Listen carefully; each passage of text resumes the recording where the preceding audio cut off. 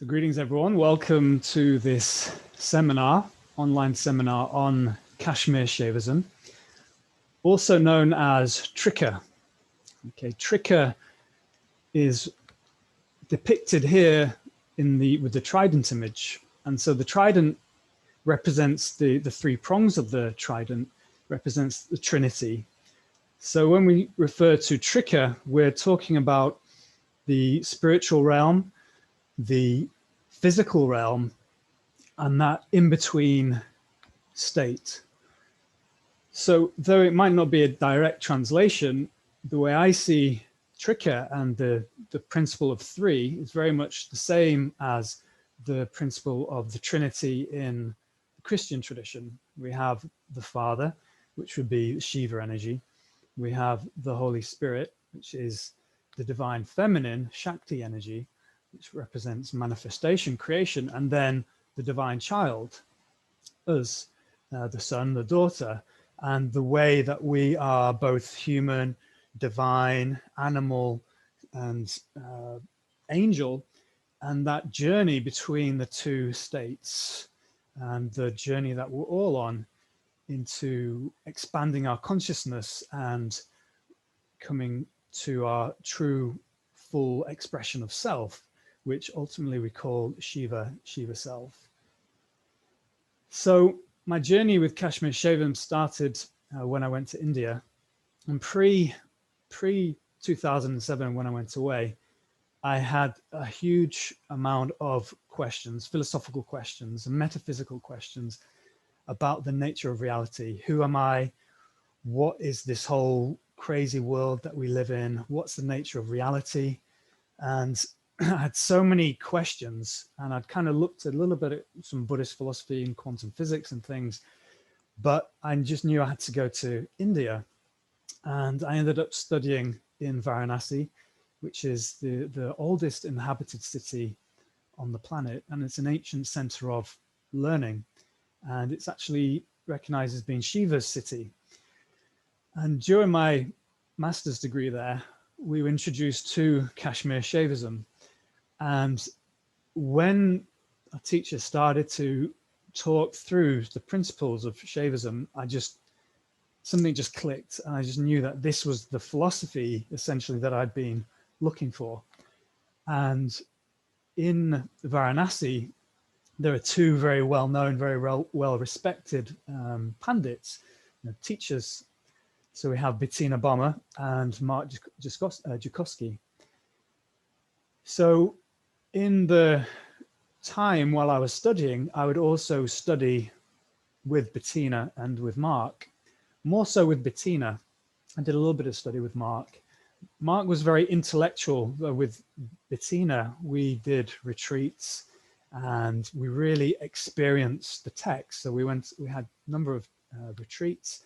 We'd choose a text, including the Vijnana Bhairava, and we'd practice meditation and go through the text. And it was you really could become connected with the text. You embodied the text. You could really experience the text. And again, that's what I was kind of saying at the start of the seminar, is that just before the start, that we really need to experience through meditation and these other practices the essence of what the texts are teaching.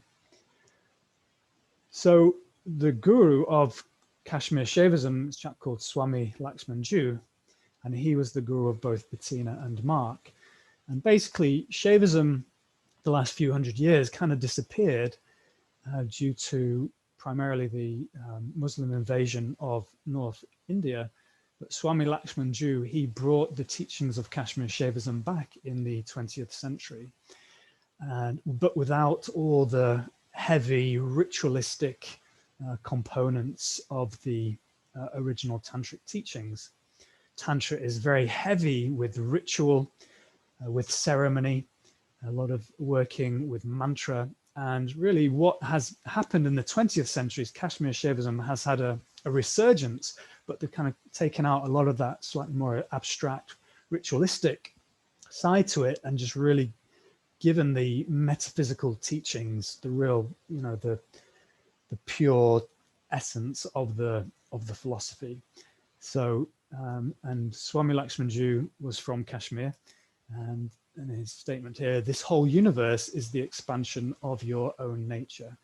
And again, this is coming to the teaching of non-duality that we were mentioning prior to starting. So development of Kashmir Shaivism. So it's important to recognize that Tantric philosophy was widespread throughout India, especially during sort of the 5th century AD up until around 10th, 11th century AD.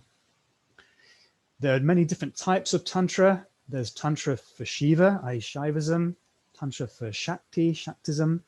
There's Tantra for Vishnu, Vaishnavism. You have Tantra for Ganesh, you have Jain Tantra, Buddhist Tantra.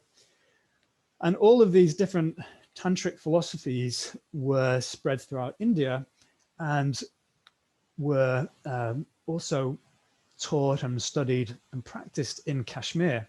Now, Kashmir is a very sacred part, you can see in red, where Kashmir is, right in the north of India, northwest, very close, well, bordering Pakistan. And it was close to the Silk Route, and there was also a lot of influence from the Greek empires, a few around the 0 AD and just before that. Alexander the Great was also in the north of India. So basically you have this melting pot of philosophies, and Shaivism, which was again Trika, also known as Trika, it really took hold in Kashmir. So it was a pre-existing philosophy, but in Kashmir, it took on a life of its own, you could say. And you have the famous Shiva Sutras written in the 9th century AD by Vasagupta. And these were kind of divinely, supposedly divinely revealed scriptures where Vasagupta had a dream and Shiva appeared. He had to go to a rock on a mountain and he found the teachings of the Shiva Sutras.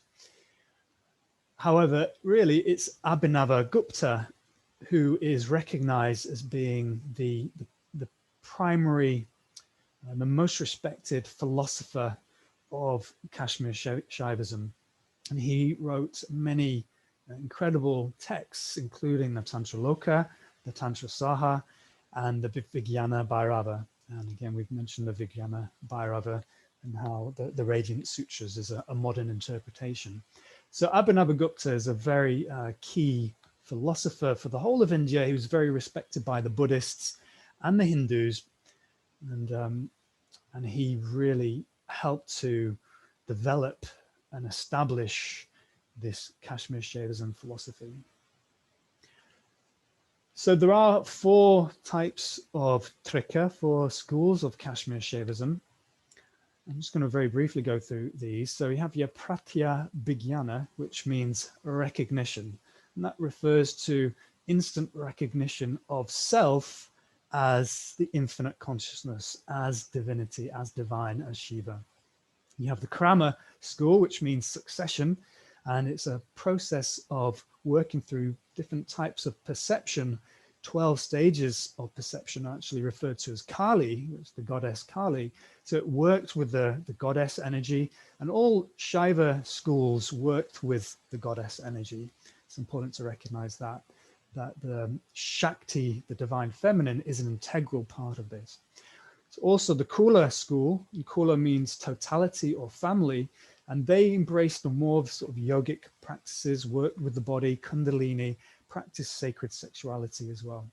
And then you have Spanda, which means vibration. And again, that's referring to the vibration of Shakti, the divine feminine. Okay, so non-duality. This is a really important term in Indian philosophy. Non-duality. Dual means two, and obviously we're saying there's not two, there is what? One. Monism means just one. In Judeo-Christian tradition, it's a monotheistic tradition. We have God and humans, the separation, God, humans, the world, separate from God, whereas in monism, everything is one expression. Everything is connected, everything is one. So in India, there are 2 heavyweights, if you like, the only 2 non-dual schools you have Advaita Vedanta, and you have the Trika, the Kashmir Shaivism. Again, I'll just refer to Vedanta and Tantra just for short, but there are different schools of Vedanta and there are different schools of Tantra, and they're not all non-dual. So Advaita Vedanta is, Advaita, again, Advaita means non-dualistic, and Vedanta is one of the main philosophies of India. And it means end of the Vedas, so it's very much tied to the Vedic tradition, whereas Tantra is separate from the Vedic tradition. So there's a very famous statement in Vedanta, and we're going to just look at that and just see how the Tantrikas would relate to that. Okay, so the statement is Brahma Satyam, Jagat Mithya, Jivo Brahmeva Napara. So what this means, we'll just take each section. Brahma Satyam, spirit is the only reality. So Brahman is the name that the Vedantins call source, the supreme reality. And in Tantra we call Shiva. It says Brahman, spirit is the only reality. Okay, and both Vedanta and Tantra would agree with that. Spirit, we call it pure consciousness, is the only reality. We'll skip the middle bit. Jivo Brahmeva Napara. That means that the self, the soul, the individual soul, is ultimately the same as Brahman or Shiva. There is no difference between the self and God, if you like. I'm going to use God as a simple word to describe something that is completely undescribable. Yeah, the infinite consciousness. Okay. So they both agree that the self ultimately is the same as this infinite consciousness, this infinite God consciousness. Now, the main difference is that in Vedanta, they say, in Vedanta, Jagat Mithya, that the world is false. The world is an illusion, and spirit is the only reality. So think of the way the Vedantins see that everything that we perceive with our senses is false, is as an illusion, okay? And that it's only spirit that is real and spirit that is true. So it's like seeing, they often use the analogy of seeing a snake, mistakenly thinking a rope is a snake. We think we've seen the snake, but in fact it's just a rope. Just as we look and we think we're seeing material reality, the universe, it's actually, that's all an illusion. It's just spirit. And in that regard, Vedanta really negates the body, it negates energy, it's life negating. It doesn't work with these physical practices because it's all just an illusion. So it's actually life negating. Whereas Tantra would state that the world is a very real expression of spirit. It is real, that it is a quality, a projection, it is an aspect of spirit. Creation is real. It's just our senses that see separation, okay? So the Maya, the illusion, is not on the actual essence of external reality. The Maya is the way we perceive reality. Okay, so in Tantra, we call it life affirming. It works with the body, it works with energy, it works with all these different modalities. It works with yoga. You can even work with, in the more extreme cases of Tantra, working sort of with alcohol, ritual alcohol, sex ritual, even meditating on funeral pyres and working in these very kind of extreme scenarios, because everything is seen as divine. But the important thing is to recognize is that this is where we get the practice of yoga from. Hatha yoga has come from the tantric, is tantric philosophy. It's working with Kundalini, it's working with the chakras, it's working with energy, because again, Tantra embraces reality, whereas Vedanta kind of says it's not important. It's not important. All that is important is consciousness. Having said that, there are some wonderful teachings of Vedanta. So I'm just going to shout out Muji, who is an incredible teacher. And he is from an Advaita Vedantan lineage, an Indian lineage. So some of you may be familiar with Mooji. He's a phenomenal teacher, and he talks very much about connecting to spirit, connecting to Shiva, which is what ultimately spirit is. He's not too worried about, you know, doing headstands and kundalini and all these things. It's more about who you are in essence. And so there's truth in that. That's true. That is correct. But what Tantra does, it goes one step further and embraces the physical body and embraces physical practice. So we say in Tantra, what is the point in enlightening your mind if you don't enlighten your body?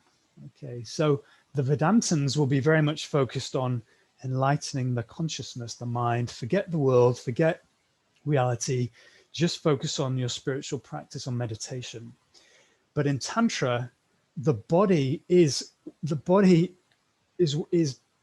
there on the journey with you. So the goal is to essentially immortalize, ultimately, prior to that, to purify, to activate, to align, to open up your energy.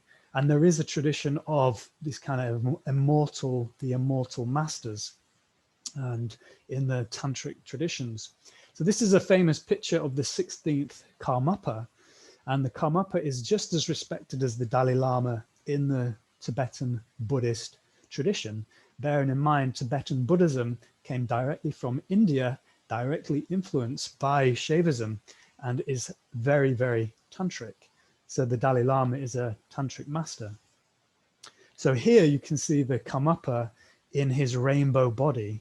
Now, whether you believe it to be real or not, this tradition of the rainbow body is very common and widely accepted in the Tibetan tradition, that we essentially increase our frequency and our vibration through practice, that the density of matter starts to change and we become very light energetically. We become more energetic than heavy, dense matter. Our being changes. And so in this photo, it's captured the energetic quality of the Karmapa, because again, he's doing all these different tantric practices, and it's brought him into this very high frequency state. So there's an equation in Tantra that helps us to understand the nature of reality. Okay, so awareness, consciousness, okay, awareness, pure consciousness are the same thing. Energy and matter are interchangeable and essentially the same thing, an expression of the same infinite being. Now in science, we recognize that energy and matter equals mc squared are interchangeable. There isn't the recognition yet in science of the way consciousness influences energy and matter. There is a recognition actually of how perception influences reality. And you have so you have the just getting my notes here, Heisenberg's uncertainty principle, where you have this idea that the perceiver of an experiment, of a scientific experiment, directly influences the result of the experiment. So just by perceiving something, you are changing its outcome. Okay, we are literally shooting photons at something when we perceive it. And in science, it's very much recognized that through our perception, through us witnessing, seeing something, we collapse reality into being. So perception creates matter. Okay, so in Tantra, we recognize that the awareness component we call Shiva, and the energy matter component we call Shakti, the divine feminine. And we're essentially on a journey to connect with our awareness, to connect with our pure consciousness, which really is the foundation of all energy and all matter.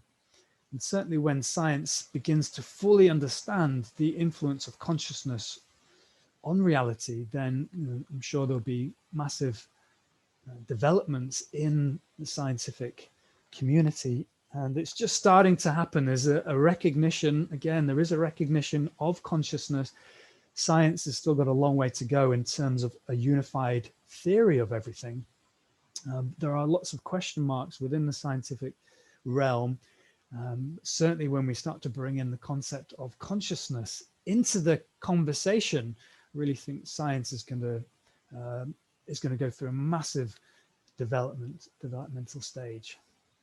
So looking at these two principles that we've mentioned, Shiva and Shakti. Okay, Shiva is awareness, Shakti is creation. So this is a beautiful image. It's one of my favorite images. It's called Ardhana Ishwara, half male, half female God. Okay, so on the left we have Shiva, on the right we have Shakti from our perception here. So what is Shiva? Shiva is spirit. Shiva is awareness. Shiva is pure consciousness. Shiva is emptiness. Shiva is nothingness, infinite nothingness.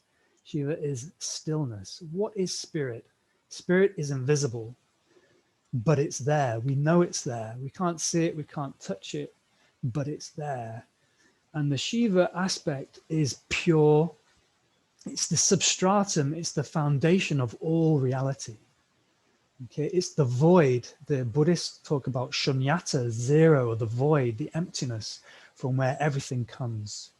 Okay, think of it like a black hole in a sense, and from out of that reality springs forth. And Shakti, what is Shakti? The divine feminine.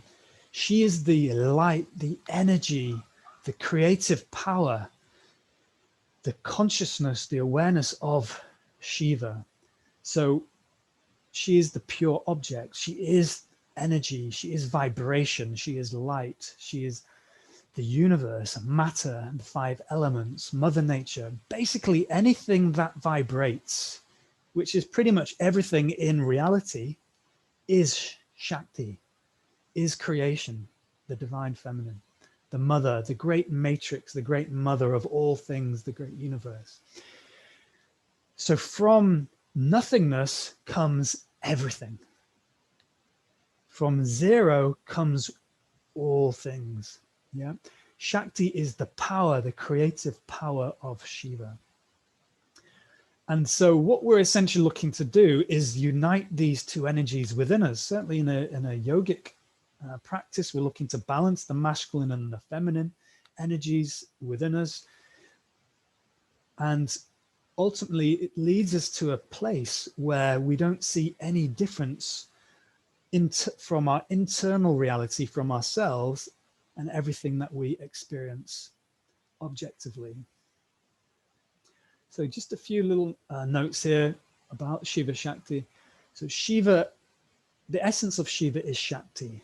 So they are actually the same thing. They are the same being. They're just two sides of the same coin. Shakti is the dynamism or the power of Shiva. They are the same. Shiva and Shakti are synonymous.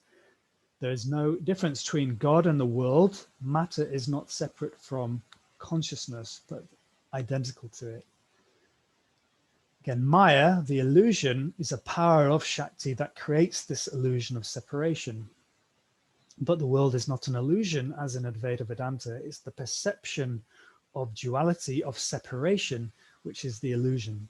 Okay, so I know there's some pretty heavy concepts here, so it's just bear with me and just work through it. And if you listen to it, and it's all about ultimately experiencing and really allowing the essence of the teaching to percolate within us.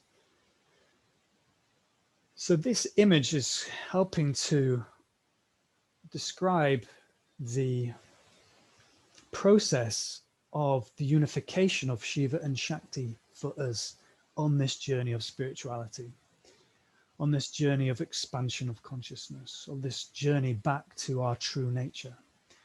So here it says the observer is not separate from the object observed. So the observer is you observing the reality. And that would be the Shiva quality, the Shiva that resides within you. Shakti is the object, is everything in creation. Everything that you observe, including your mind, your emotions, your body, that's all. Anything that vibrates is Shakti. Anything that has a manifestation is Shakti. But that which observes it all, that part of you that is pure awareness, pure consciousness, is the Shiva component. And so the journey of uniting Shiva and Shakti is essentially recognizing that everything that you see, everything that you experience is part of you. That is the ultimate teaching of non-dual philosophy, Shaivism, Kashmir Shaivism, that everything you see is actually appearing in your own mind. It's impossible to separate what you're seeing from your own consciousness. It'd be impossible. How could you separate anything from your own mind? And what we actually come to realize in Shaivism is that it's only really your mind that exists. Now, this is pretty deep, but it's really quite, if you really think about it, everything that you're witnessing now, myself, the words, the computer, is all appearing in your consciousness. So nothing can exist apart from your consciousness. And therefore, the consciousness itself is the basis of all reality. So all is essentially a unified mind. So the subjective idealism is a term coined in philosophy to describe different types of philosophy. So the subject, again, is the mind aspect, the pure mind, not all the thoughts and the worries and the stresses and all the different things. It's the pure, still mind, the observer. And idealism refers to the concept that everything is an idea, everything is a thought. So therefore, all is an expression of one infinite mind. Okay, all is mind. And we are a thought within infinite consciousness. We are a thought within God mind. We are being dreamed of. We are being created by, we are being imagined by supreme reality. Just as, again, we know through science, we have to perceive something for it to manifest or for it to be registered as being real, for it to be tested in an experiment. We have to observe a result for the result to be valid. So we are essentially creating that. We are collapsing the wave function. We are creating and observing that into reality. Therefore, there must be something actually observing us into reality, okay, which refers to this higher mind, this unified consciousness, this Shiva consciousness, which is literally imagining us into existence. So again, we are a thought within infinite consciousness. We are being dreamed in this great dream. Now, the paradox is we are the God mind as well. We are infinite consciousness itself. Okay, so this is the crux of non-duality, is that when we go into deep meditation, the idea of separate self dissolves. The body dissolves, the thoughts dissolve, the idea of I am James or I am Bridget, Nigel dissolves, and all you're left with is the I am, the pure experience, pure, subjective, peaceful experience, blissful experience. And that is Shiva. That is the infinite reality. That is the all of reality. And then we wake up, we come out of meditation, and then we see separation and we see all these different things. But we've tasted that infinite peace and stillness, which is the foundation of our own consciousness. It is our own consciousness. And then when we open our eyes, we see everything, and it's all appearing in our consciousness. So think of like a blank canvas. The pure consciousness, the Shiva consciousness, is the blank canvas, and we are the blank canvas. And then you have all the paintings and all the wonderful flowers and trees and people on the blank canvas, and that's creation, that's Shakti. So we are both the canvas, the blank canvas, and we're all this incredible artwork. So we are all things, essentially. Again, it's a really deep concept, but it is incredibly beautiful and profound. And when we allow ourselves to go into deep meditation, we start to taste this. So again, the world and everyday life is a real transformation and a manifestation of this absolute consciousness. Therefore, again, everything is you. Everything is an expression of your own pure consciousness. Everything is appearing in your own consciousness. And therefore, you can't separate anything or anyone that you experience from your own consciousness. Okay, and so in Shaivism and in Monism and these traditions, non-duality, they say that everyone is an aspect of you because it's appearing in your consciousness. Okay, and these philosophies are also in the Western tradition. So there's a famous philosopher called George Berkeley, and he would say to be is to be perceived. Okay, to be is to be perceived. S-A-S percepi. So again, the idea is that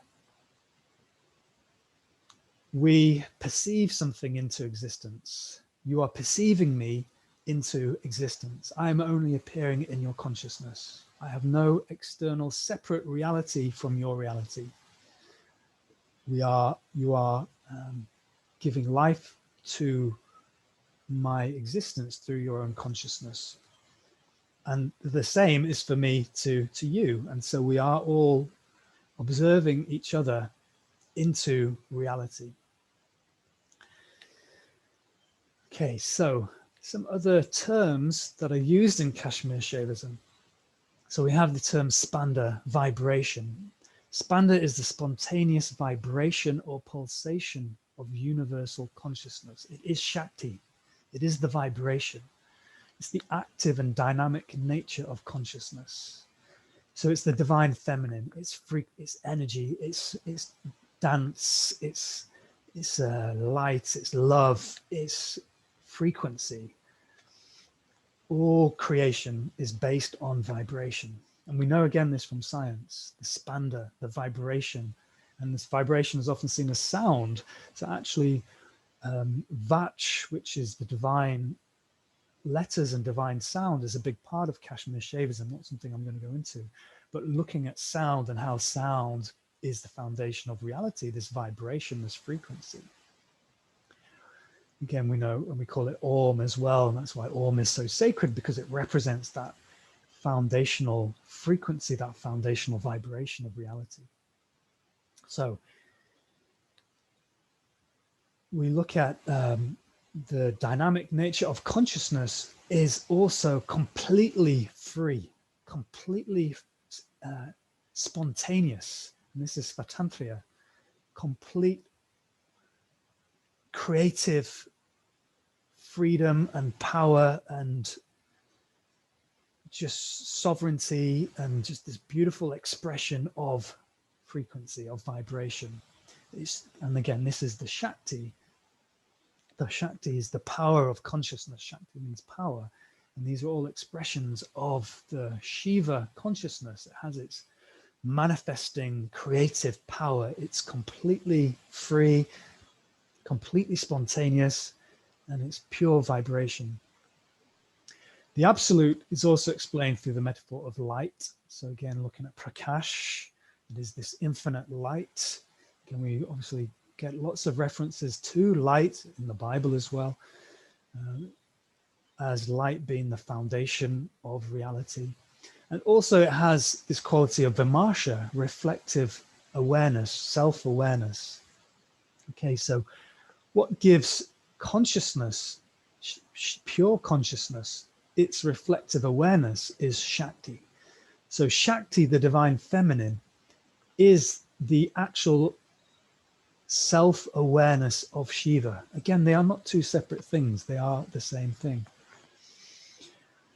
What does that mean? Well, if Shiva didn't have Shakti, it would be just, it might be infinite, but it wouldn't even be aware of itself. It wouldn't be a conscious of itself, and therefore it couldn't create. It couldn't do anything. It would be completely inert. So the Shakti is the awareness, the consciousness of the infinite that gives it all these amazing qualities of vibration and complete freedom and creative power and light. And we often say if you take the word Shiva, and the I is the feminine representative, so Shakti is represented by the I in the word Shiva. So if you take out Shakti from the word Shiva, you get Shava. And for those who do yoga, you'll know that Shavasana is the corpse pose. So you have nothing without Shakti. Shakti is the consciousness, the actual awareness of Shiva itself. So I'm just going to just show you this chart called the 36 Tattvas. And just so you're aware that in Shaivism, they have this system known as the 36 Tattvas, which goes through essentially creation, the process of creation from the very highest Tattva, which is infinite consciousness, Param Shiva, Shiva Shakti, and then it goes down through these different levels of creation, these different qualities of creation. And the final 5 elements are the elements we're all familiar with: earth, water, fire, wind, ether. But they are the most, on this journey, the most dense expressions of reality. Now in Tantra, they work a lot with meditation and visualization, working with deities, but also in Shaivism, they would work with these different elements and these different qualities of reality and visualize them and really contemplate them and even place them in the body and work with them in the body. So working with the earth element, really connecting with the earth element, purifying the earth element within us, and going through all these 36 different stages and aspects of creation. So that chart is really a very defining component of Shaivism. And yeah, it's something that's really worth looking at in more depth if you're interested. So just coming towards the end now of the seminar, just going to kind of go through a couple of other little smaller teachings of Kashmir Shaivism. So we have the concept of malas and upayas. So mala means impurity and upaya is path. So basically we have these 3 impurities, and we have these 3 paths to overcome the impurities. So the malas, the 3 malas, also correlate to the physical body, the subtle energetic astral body, and the causal body, which we talk a lot about in yoga. So karma mala relates to the physical body. Yeah. It relates to action connected with the physical body. So it's all to do with our attachment to the body, greed and selfishness and the desire to, for money and all these sort of very physical needs and desires. And also emotions and overcoming sort of negative emotions and attachment to like selfish attitude. So this is recognized as being, it's like some of the obstacles. Okay, we've talked about non-duality and we're all one and everything's consciousness, everything's bliss, but the reality is Maya is real. illusion. We perceive separation. We can't deny that. Okay, so it's easy to say, oh, everything, everything's one, but it would be too easy for us. We're here on a journey. We're here to rediscover ourselves. And therefore we have to play this game of separation. And Maya, this force of illusion, this force that creates this idea of separation, is something that we're ultimately looking to transcend, so we can see Shakti in all things, that we can see energy, infinite consciousness, which are the same thing essentially, in all things. So again, we have these different obstacles, if you like, that we have to ultimately overcome. So Karma Mala again relates to the physical body, to actions, to work, and to overcome this, we can take the path of another Upaya. So this is really working with any sort of external action, physical action. For example, yoga, Tai Chi, any sort of practice that's going to help to purify the body and help us overcome these attachments, these lower attachments. Okay, so working on the physical level is really important to start to purify some of these base sort of attachments and desires.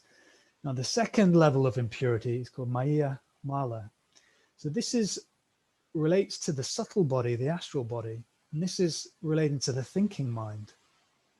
And this is what causes our knowledge to become limited, where we have this strong sense of separation and get very much caught up in our mind, and we don't feel connected to everyone. We feel very separate, and that's quite a natural part of the human process and condition. So for this experience, we talk about Shakta Upaya. This is primarily self-inquiry. This is going in and looking at one's, inquiring as to our own true nature. This is working, again, in a modern way. You could be looking at psychotherapy and working with your emotions, working with your thoughts, going for a healing on a mental level, an emotional level, to help manage and to calm the thinking mind. So we stop seeing so much separation. We're always judging things and always criticizing and always analyzing. Okay, so again, this is more a path of a mental yoga, working more with the mind, working with self-inquiry, self-healing on a psychological level. And then we have Anava Mala. Now this correlates to the causal body in yoga. This is the sense of, this is like an innate sense of imperfection, an innate sense of separation from all things, all reality. This is something we're born with. It's the human condition. And again, talking about how everything is one, everything is consciousness, yet we have. So guys, do you mind just putting your speaker on mute, please? Because I'm just getting a bit of feedback. Thanks. So we all have this sense of, we don't believe we are one with everything. Yeah, we have this foundational sense of separation. And this is where, to overcome this, we work with deepest meditation. We go into meditation. Because in the meditation state, in the samadhi state, as I was mentioning before, all things just dissolve in your own awareness. And it's very hard to describe, but it has to be experienced. All thoughts, all separation, all structures, all sense of I am this, I am that, all just melt away. Even the body melts away. And when you have that experience, you begin to realize that the foundation of reality is this pure state of consciousness. And so to understand that, again, it's really through meditation. Okay. Now, there may be times of grace and very sacred, special times where you can go into that place of deep recognition without having to spend years in meditation, but generally speaking, you have to have done the hard work, the meditation, to get into that state of samadhi, of complete absorption, to start to connect to that non-dual state, because that is the non-dual state. And that leads us to the final path, Anu Upaya. And again, this is the ultimate goal of Tantra, the ultimate goal of Shaivism, the ultimate goal of many spiritual paths of Advaita Vedanta, is the recognition of our divine's nature. It's the ultimate path that where we realize that we are one and the same with reality. And it is the pathless path. It happens automatically, happens spontaneously. And ultimately, that's what we're working towards on the spiritual journey, is this absolute confidence in the unification of reality through our own experience. And from our experience of samadhi, of deep meditation, we then bring that into our waking state with our eyes open and navigating the world, but always recognizing that Sarvam Chaitanyam, all is consciousness, all is consciousness. And I think that's a beautiful mantra to work with, that at the end of the day, everything is just one expression of consciousness. Now, again, we have our own individuality. It's not saying we can't have our own personality and our own individuality, because we are expressions of Shakti. We are here to create. We are here to be spontaneous. We are here to be powerful. We are here to express. That is, we are here to embrace Shiva and Shakti within us. The Shiva quality is the state of deep meditation, of nothingness. You are perfect now. You have always been perfect. You will always be perfect. You are Shiva. That is the Shiva quality from a personal experience. There's nothing needs doing. Everything is perfect. We have to generally go into meditation to experience that. But the Shakti quality of our being is that we are constantly evolving and creating and moving and dancing and expressing ourselves and looking for new ways to create, new ways to express. And so really it's about embracing both aspects of our being, the Shiva quality and the Shakti quality. So again, that's pretty much the end of the seminar. We'll be reading some of the Radiant Sutras in a second. But if you're interested in Kashmir Shaivism, some of the things I've talked about, there's a great book called Consciousness is Everything. Again, everything is one consciousness, by Swami Shankarananda. Okay, so that's a lovely book, great book if you are interested in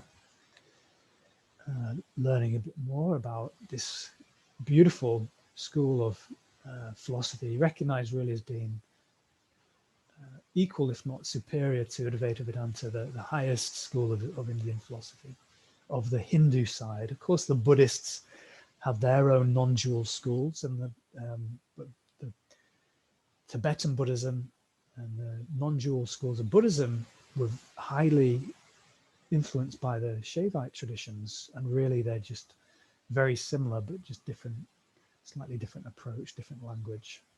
Okay, so just to conclude, we have, there's an image of Abhinavagupta, the very famous Indian saint who wrote the Vijnana Bhairava. And this is an image of the Radiant Sutras, the book, again, which is absolutely beautiful. And it is a reinterpretation of the Vijnana Bhairava, but with this very beautiful language, and it's really special. So what I'm going to do now, I'm just going to read these 4 verses. I put the numbers there if you want to take a note of those, if you have the book. And this will give you an idea, hopefully a more of an idea of what I've tried to communicate with you this evening, the essence of Shaivism, the essence of Tantra, the essence of non-duality. Okay. So if you just want to take A few deep breaths and just sit with a tall spine.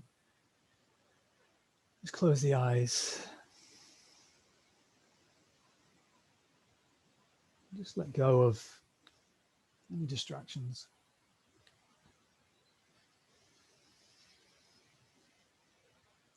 As we turn our focus inwards,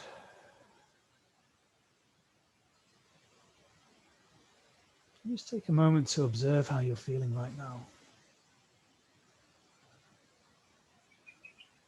And just observe it, you as Shiva observing the body, the emotions, the thoughts, different aspects of Shakti.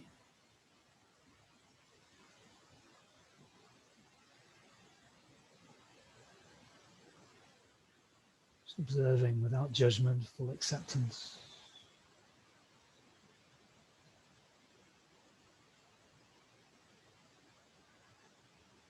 So we work with our abdominal breathing.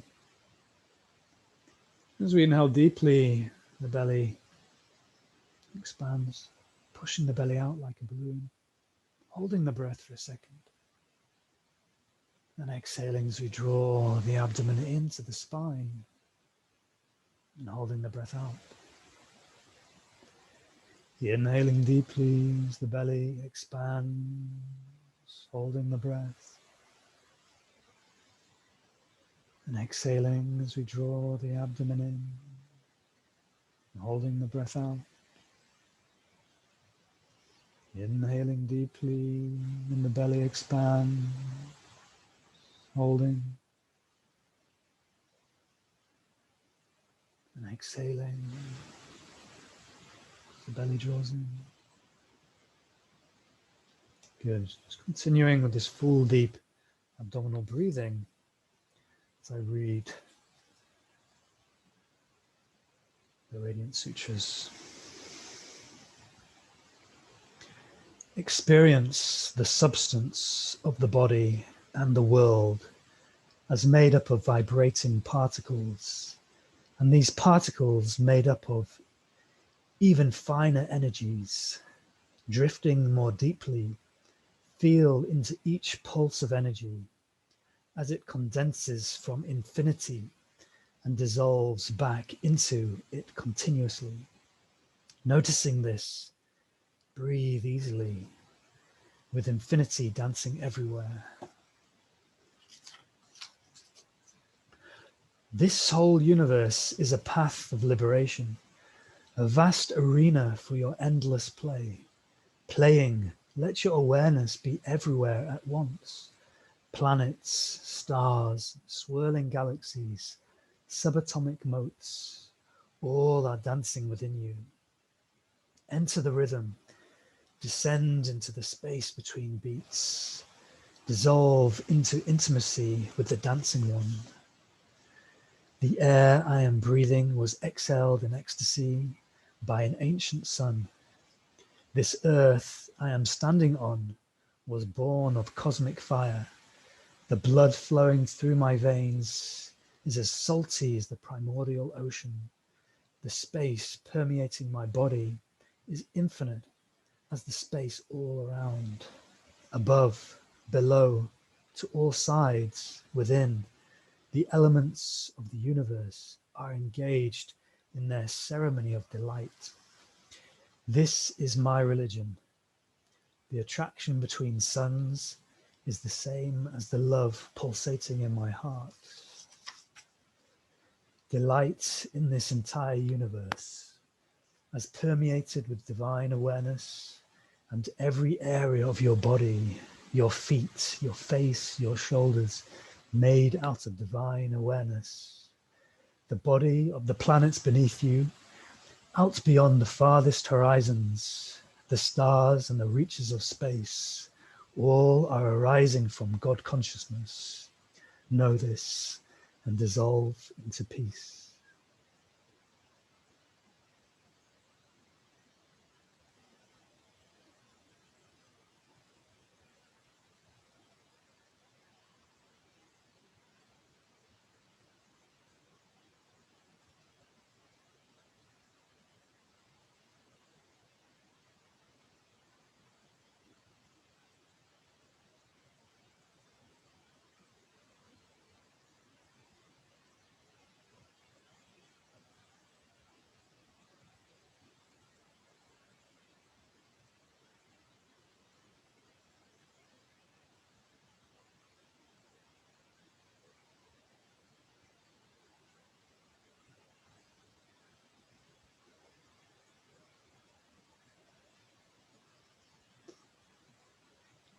Okay, so thank you for joining me for this evening. I hope you managed to follow and it wasn't too heavy. I'd be very interested in feedback, or if you have any questions. Yeah, so I really feel that this text really kind of encapsulates the teachings of Shaivism, the Radiant Sutras, and it's definitely worth checking out. It's a really beautiful, beautiful text. So thank you again for joining this seminar, Israel, this evening. And thank you to Nigel, and to Bridget, to Dad for helping to organize this, for initiating it, because if it wasn't for your suggestion, it would never have happened. And I've never taught this before, actually. I've taught Tantra in general, but I've never taught Kashmir Shaivism. So it's really great to be able to teach and to talk about this. It's something I'm very passionate about. Great, so thank you everyone. Again, feel free to ask comments. I just want to plug actually my yoga teacher training, because we have Wilma. I'm not sure if Deirdre here. No, Brian's here. So we have a couple of students on the teacher training. So this is something I started. No, Deirdre's having a little ziz. Oh, is she having a little snooze? Just an afternoon nap. She's known for her afternoon naps. And she loves her meditation. So Wilma, do you want to just say a few words on the training and how it's been for you these last six months? Because we've gone into some of the other philosophical texts and of yoga. So how has it been for you? It's been the most wonderful journey. I mean, I've done yoga for years, but I always saw yoga as very much a physical practice. I knew there was a philosophy behind it, but to be sort of taken through the philosophy, the history, I mean, there's so much, and some of it's so, in Sanskrit, and it's very hard, but my goodness, it has directed me to parts of my being I never thought I'd experience. And so as much as I find it incomprehensible, I've been moved and I've been shifted. It's wonderful. And I couldn't have done that through self-discovery. I needed somebody like James to tutor me through it. And the other part of the course that is fantastic is the anatomy. Because, I mean, you all might be aware, but I didn't know what the psoas was. I didn't know what the vagus nerve was. I didn't know, what are those little things, James, all over your body? Fascia. Fascia. I mean, things like this that you might smile if you know about them, but if you don't know about them, it's like, hello. So I've just absolutely loved the course. I really have. I could do it again.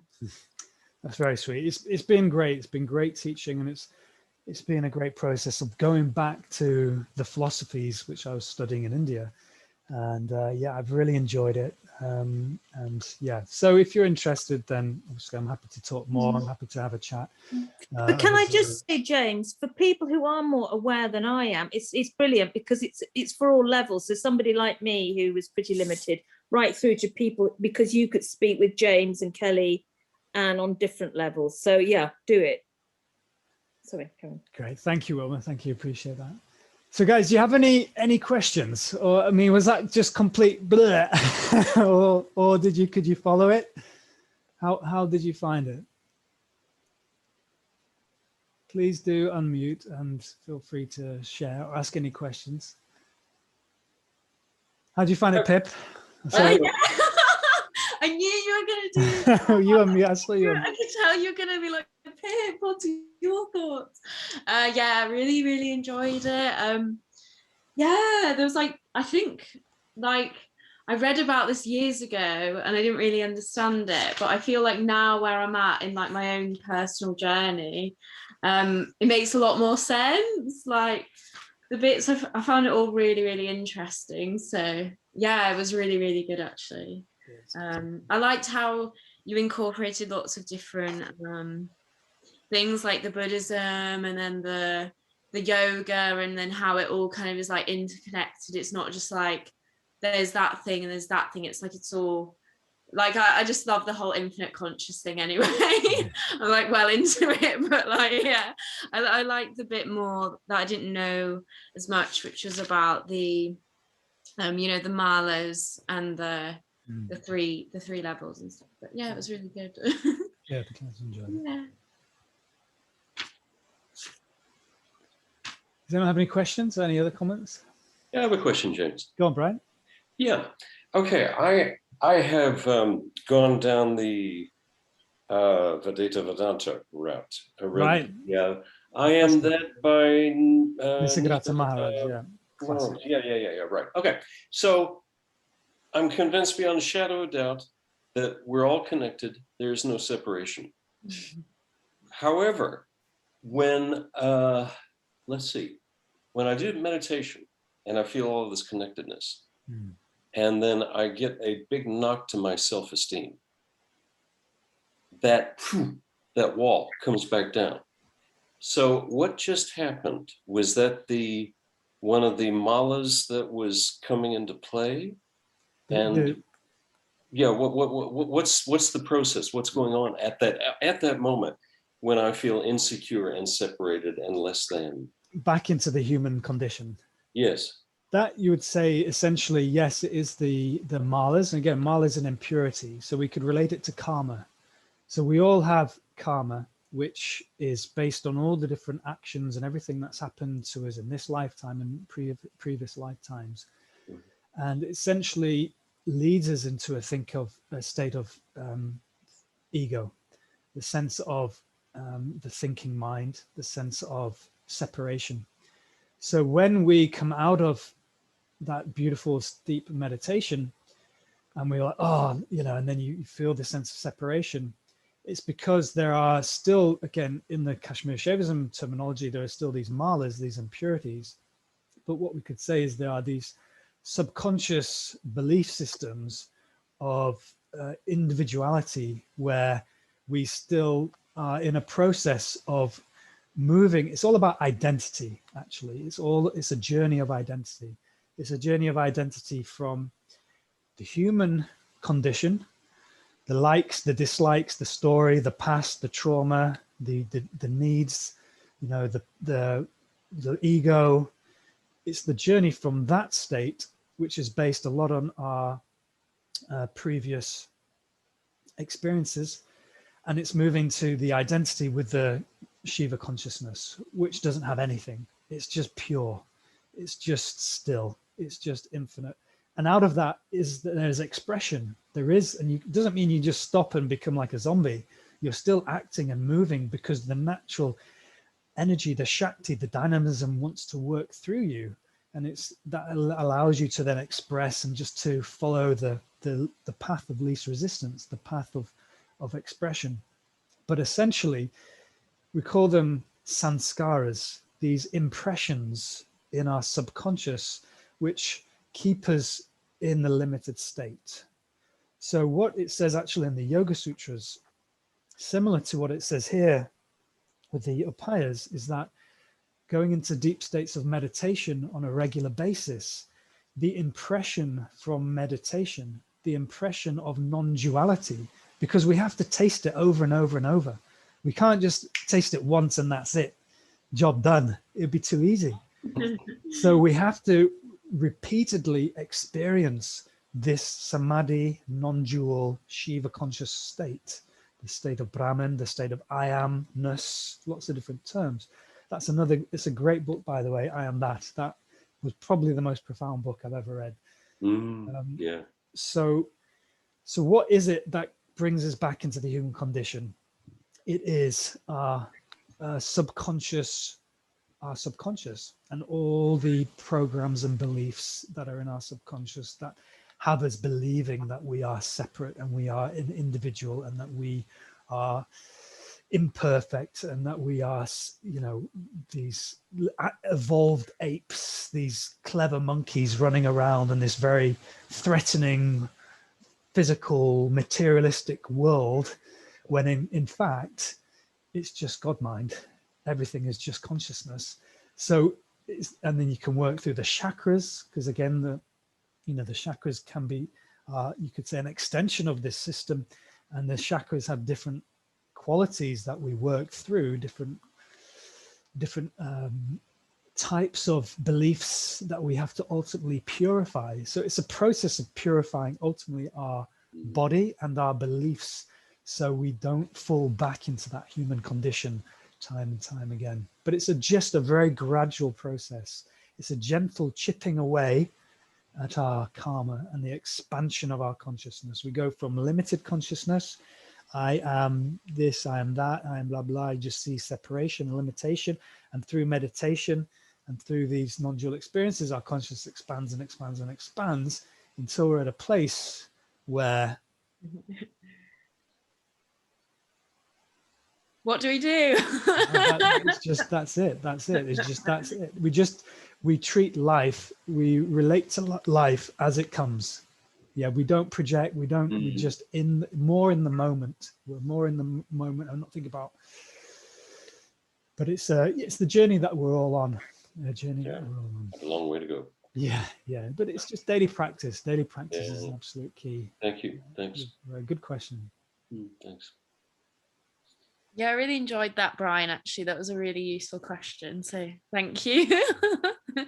Yeah, because I was really interested as well how the chakras would fit into this. So that answered my question. So yeah, be an extension. Those that think Hatha Yoga came directly from this tradition, and that the very first Hatha Yogi was actually from the Kula tradition of Shaivism. So yeah, the Hatha Yoga is a different type of Tantra. It's a different type of Tantra, but it's birthed from this philosophy. Yes, and they work more with the physical body and the chakras, but they were working with the chakras previous to Hatha Yoga. James, yeah. So just if, I mean, it's a big question, but what is death then, as we know it from our earthly perspective? How does death, what happens? Death is just a transition. So death, all we do, we shed the flesh puppet, these clothes, we go into a different reality, a different dimension. So there are many dimensions of reality, of existence. And we have our astral body and our causal body. So all we do is literally just shed this. But we continue with all our memories and impressions and our individuality and our personality and our soul, our God essence. And we just go off into a different realm. And we may spend time in different realms with the ancestors, in the heavenly realms, in the hell realms, possibly, if we're obviously not, being good in life. And then ultimately, that would only be a transition. And then we have the option to take rebirth, because ultimately life is a process of evolution.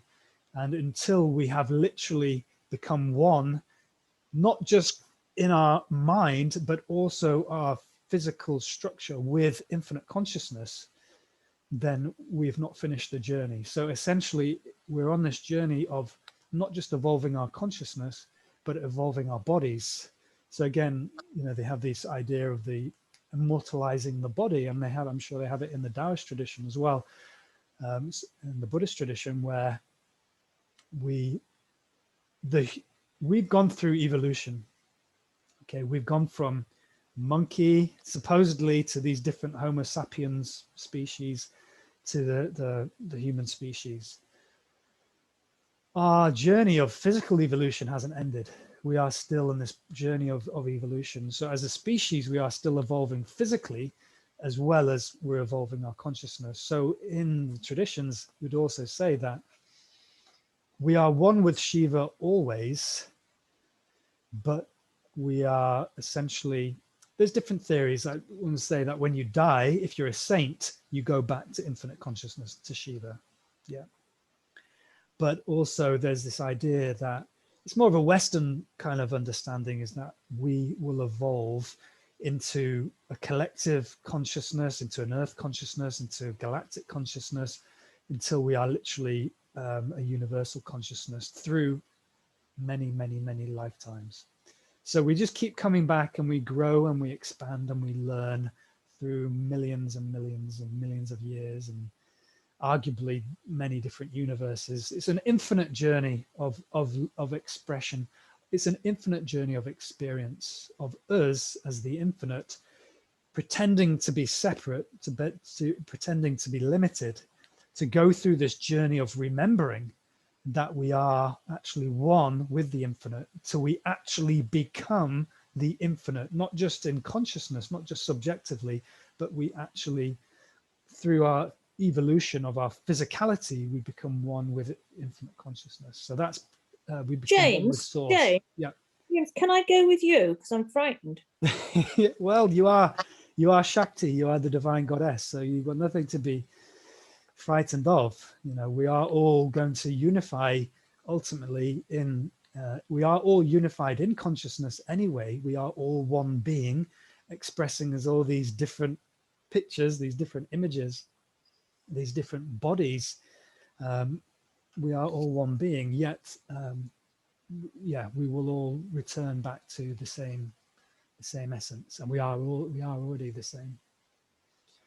So you're never alone. You're either completely alone or you're never alone. Like, you're alone is only you, but your mind, but everything exists within that mind. So it's really beautiful in that respect. Does anyone else have any questions? Look at Kellyanne eating a supper. Kellyanne joins at the start and at the end.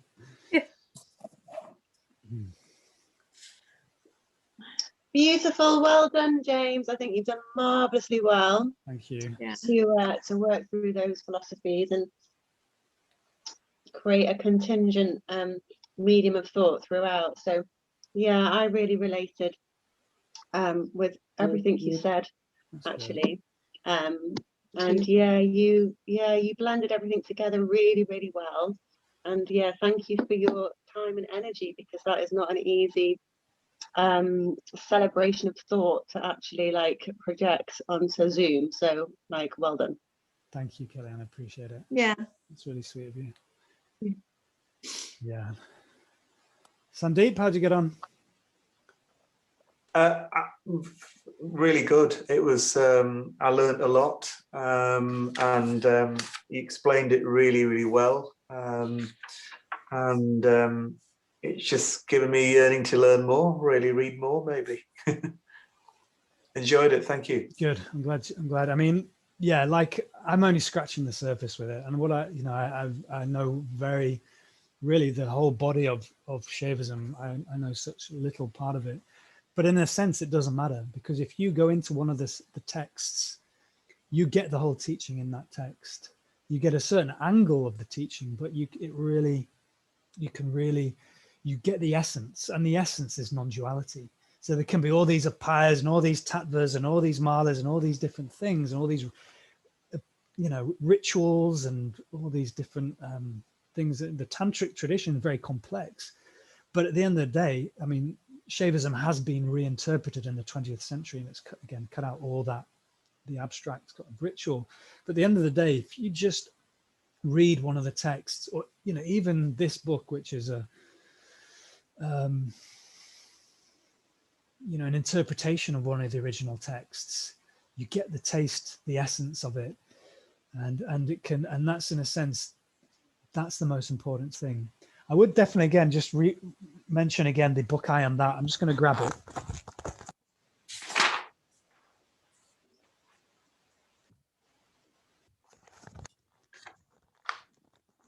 So this book actually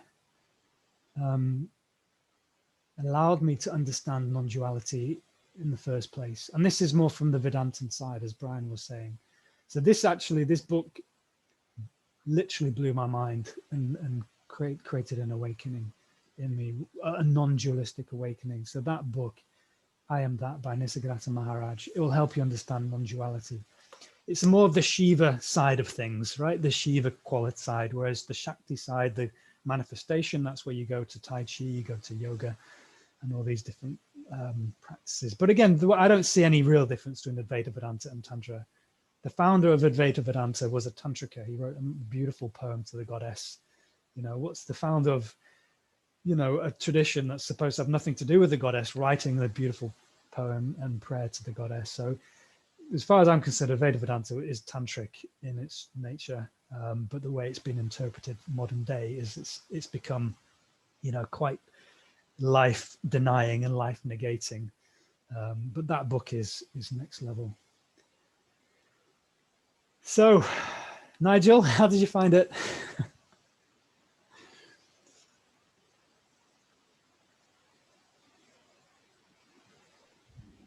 Struggling with technology. Wonderful. Thank you very much, James. It was excellent. And your what I personally liked was, as well as the masterful exposition of the concepts, but also your joy and enthusiasm, which made it come to life. So thank you very much. Good. Thank you, Nigel. Appreciate it. Great. So unless we have any final comments or questions. Great. Okay. So thank you so much for joining us this evening. Thank you again to Nigel and to the Tai Chi gang for setting this up. I really appreciate it. And yeah, I'll see you over time, I hope. All right, take care, everyone. Good night. Bye. Dad, if you stay on.